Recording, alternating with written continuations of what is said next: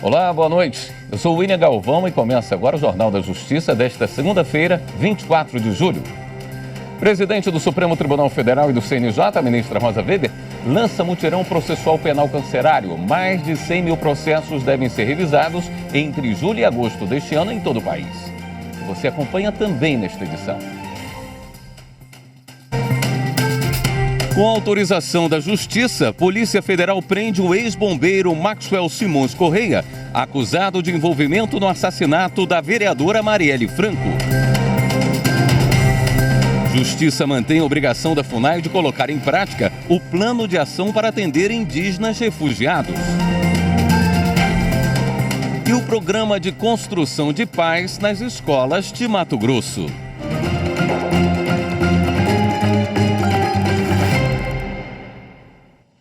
Com a autorização da Justiça, a Polícia Federal cumpriu o mandado de prisão do ex-bombeiro Maxwell Simões Correia, o Suel, acusado de envolvimento no assassinato da vereadora Marielle Franco. Ele prestou depoimento à Polícia Federal. Repórter Amanda Mustafa tem os detalhes. Marielle Franco e o motorista Anderson Gomes foram mortos a tiros em 2016. Desde fevereiro deste ano, a Polícia Federal passou a investigar o caso e hoje cumpriu mandado de prisão preventiva e 7 mandados de busca e apreensão. Segundo o diretor-geral da Polícia Federal, foi preso o ex-bombeiro Maxwell Simões Correia, que também teria participado do planejamento do crime. Suel, como é chamado, foi condenado em 2021 a 4 anos de prisão por atrapalhar as investigações e cumprir a pena em regime semiaberto. Essa pessoa também participou de ações de vigilância, de acompanhamento da ex-vereadora e também nesse apoio logístico de integração com os demais atores de toda essa cadeia criminosa que foi percorrida. A prisão de Maxwell foi possível após informações de delação premiada do ex-policial militar Elcio Queiroz.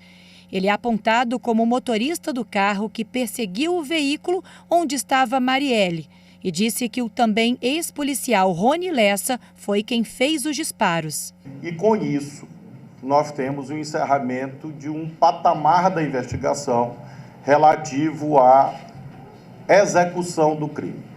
O ministro afirmou que nas próximas semanas devem ocorrer novas operações contra alvos apontados como mandantes do crime. Segundo ele, os fatos e provas levantadas pela Polícia Federal até agora indicam que há a participação de outras pessoas e a atuação das milícias e do crime organizado do Rio de Janeiro. Nas redes sociais, a irmã de Marielle e a atual ministra da Igualdade Racial, Aniele Franco, disse que confia na condução da investigação pela Polícia Federal para descobrir quem matou a vereadora. O ministro André Mendonça, do Supremo Tribunal Federal, suspendeu dispositivos de 5 leis de Goiás que permitem que juízes e servidores públicos do Estado recebam um salário acima do teto do funcionalismo. Viviane Novaes. A ação foi movida pela Procuradoria-Geral da República. 5 leis de Goiás regulamentam as chamadas verbas indenizatórias para servidores comissionados e efetivos do governo de Goiás, do Poder Judiciário, dos Tribunais de Contas dos estados e dos municípios e também para procuradores do Ministério Público de Contas Estadual. O problema é que, com essas verbas, o salário deles ultrapassa o limite fixado pelo teto do funcionalismo público previsto na Constituição Federal. Hoje, o teto é o salário dos ministros do STF, R$ 41.600. O relator do caso, ministro André Mendonça, defendeu o respeito ao teto e argumentou que quando um servidor assume um cargo em comissão, ele deixa de desempenhar as funções do cargo originariamente ocupado. No voto, o ministro afirmou: de fato, não há efetiva acumulação de cargos. Afasta-se temporariamente do efetivo exercício de um para desempenho do feixe de atribuições inerentes ao outro. No próximo bloco, Justiça mantém a obrigação da FUNAI de colocar em prática o plano de ação para atender indígenas refugiados. Voltamos já.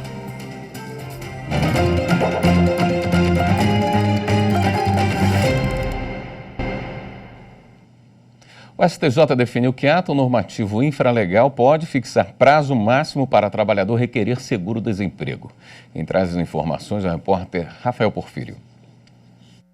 O recurso repetitivo tema 1136 firmou a tese de que é legal a fixação em ato normativo infralegal de prazo máximo para o trabalhador formal requerer o seguro-desemprego. O entendimento tomado pela primeira sessão do STJ vai servir de orientação aos demais tribunais do país quando julgarem casos com idêntica questão de direito.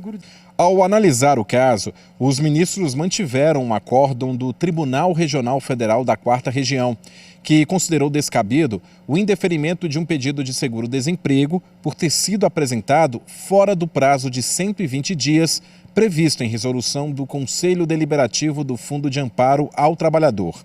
Para o TRF4, essa limitação temporal não teria amparo legal. A relatora ministra Regina Helena Costa explicou que a Lei 7.998 de 1990 disciplina o programa do seguro-desemprego do trabalhador formal, do trabalhador resgatado e da Bolsa de Qualificação Profissional e estabelece a competência do CODEFAT para regulamentar os dispositivos da lei no âmbito de sua competência. Para a ministra, a medida se adequa à finalidade legal do seguro-desemprego.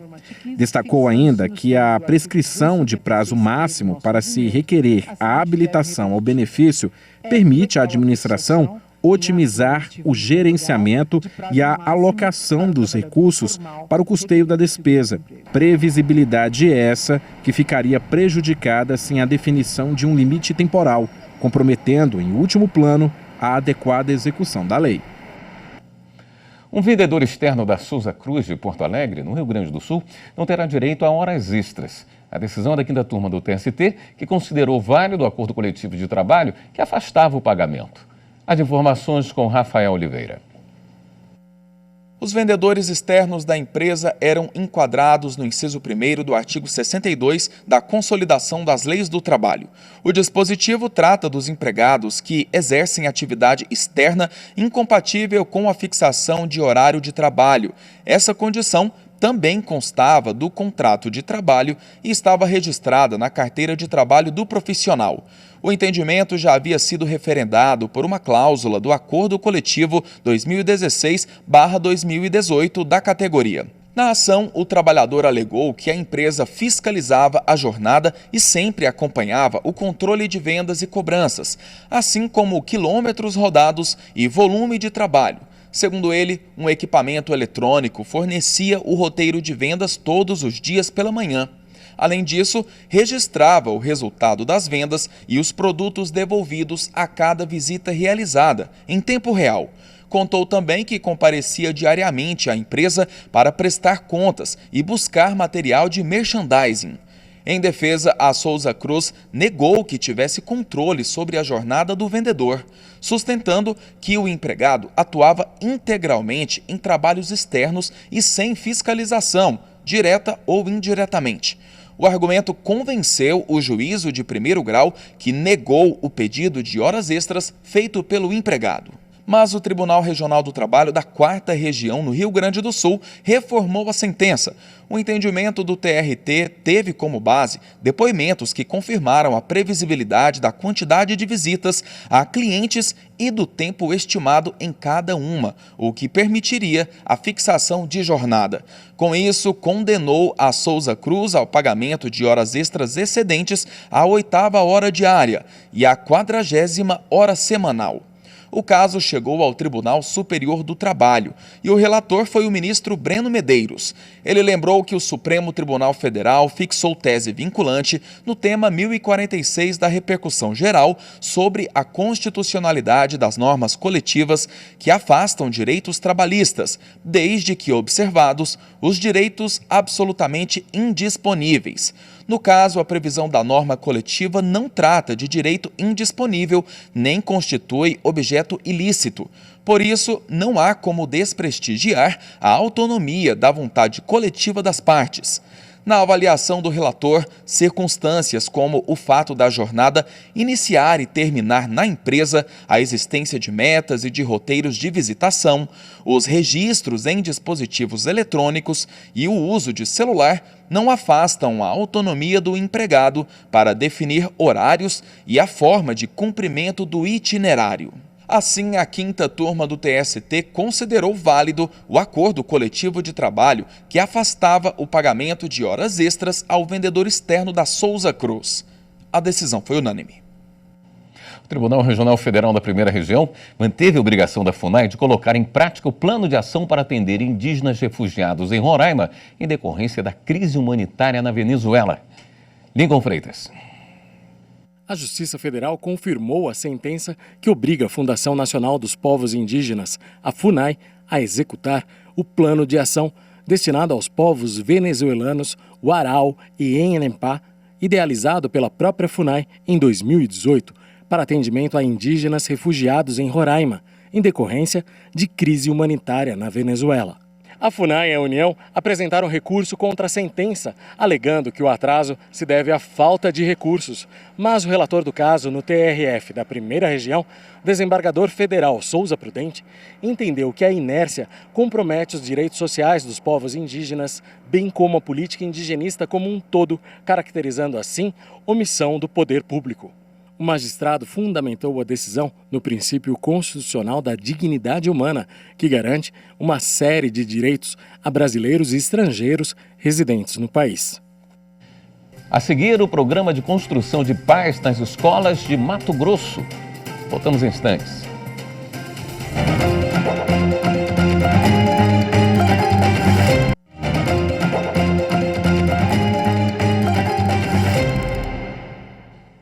Como deve ser a divisão de bens depois do falecimento de uma pessoa? Na reportagem de Kátia Gomes, você vai entender uma decisão do Superior Tribunal de Justiça sobre doação de patrimônio. No caso analisado, os herdeiros do falecido ajuizaram ação de nulidade de doação de imóvel contra a donatária, ou seja, a pessoa que recebe a doação.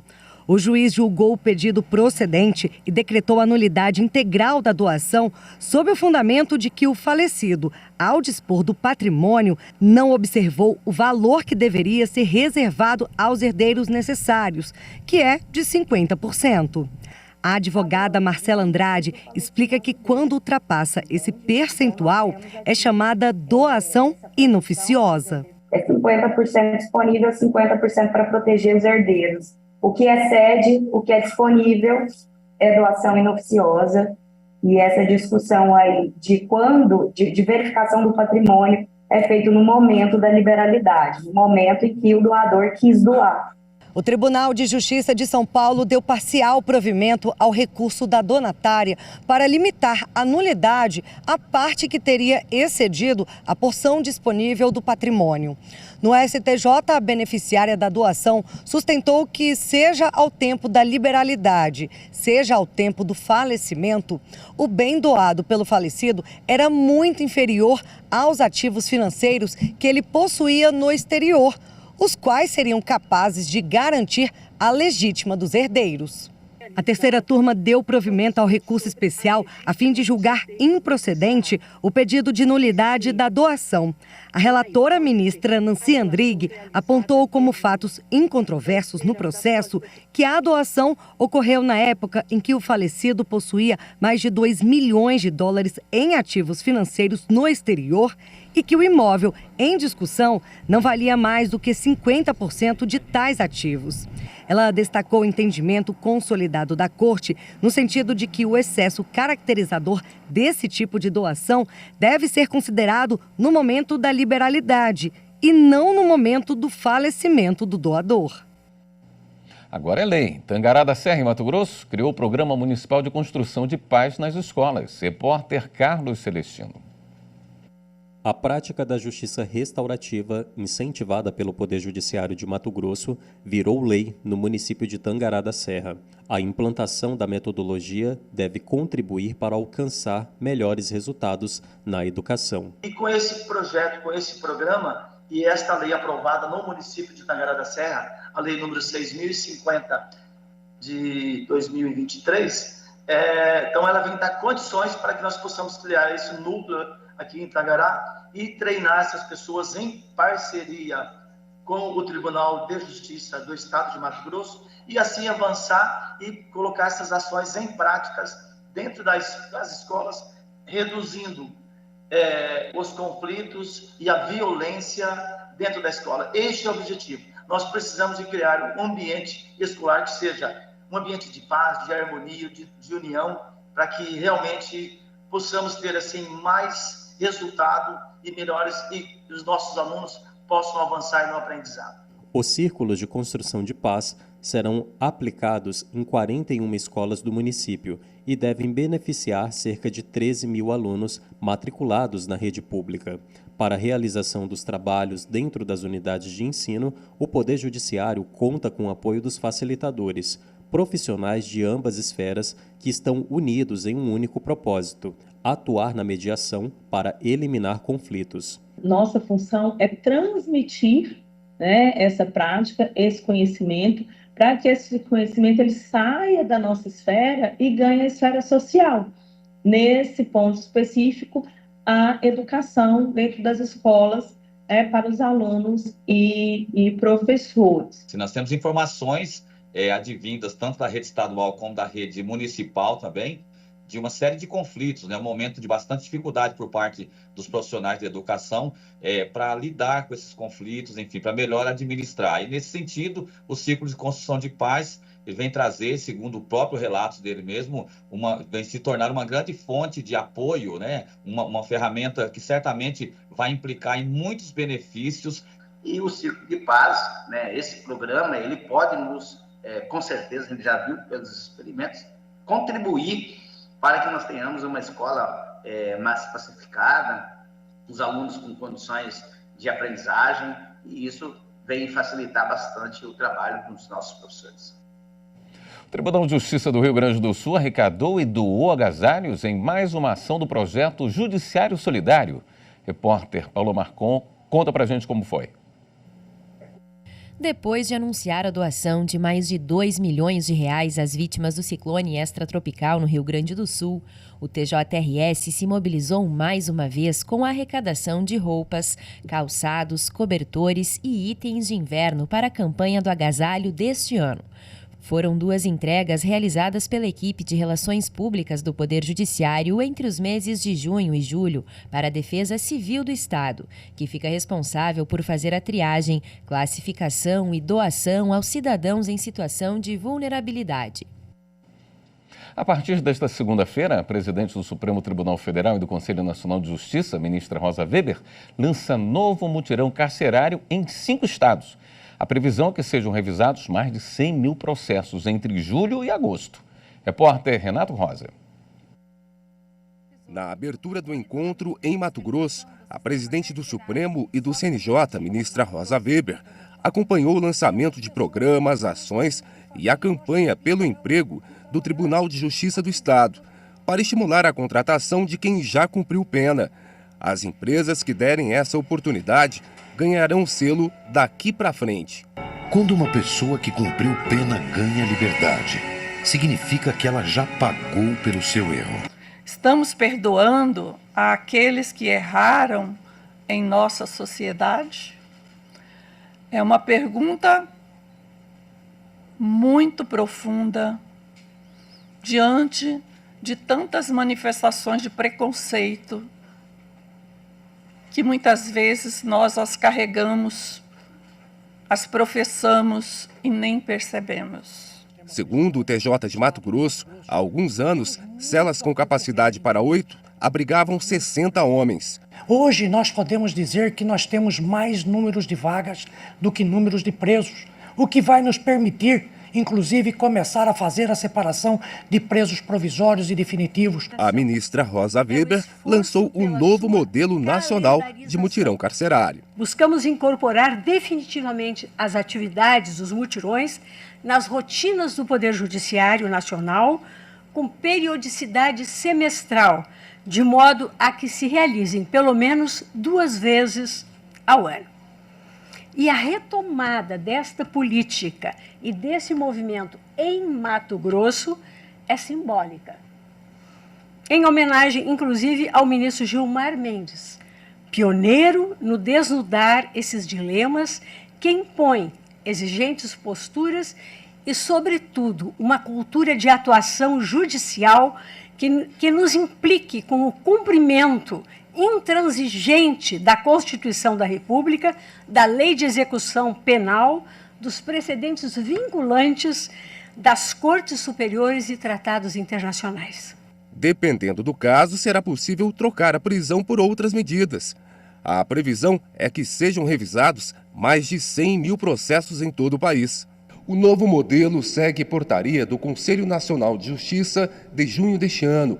Os juízes com competência criminal e execução penal deverão avaliar, entre os casos, prisões preventivas com duração maior do que de 1 ano, casos de gestantes, mães e mulheres responsáveis por crianças e pessoas com deficiência, e ainda pessoas que cumprem pena em regime mais rígido do que o fixado pela condenação. Avanços tecnológicos no campo da gestão processual nos últimos anos permitiram, por exemplo, o levantamento prévio de processos de interesse que serão revisados. A essa preocupação há de se somar outra. É da adequada forma como, a caso possível, vamos liberar sim, uma pessoa do cárcere e devolvê-la à sociedade.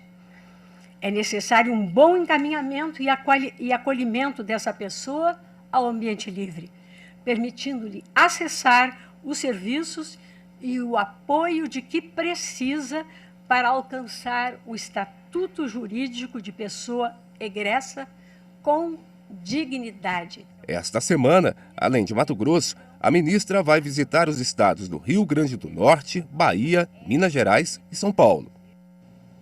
Esta edição do Jornal da Justiça fica por aqui. Uma ótima noite para você. Até amanhã.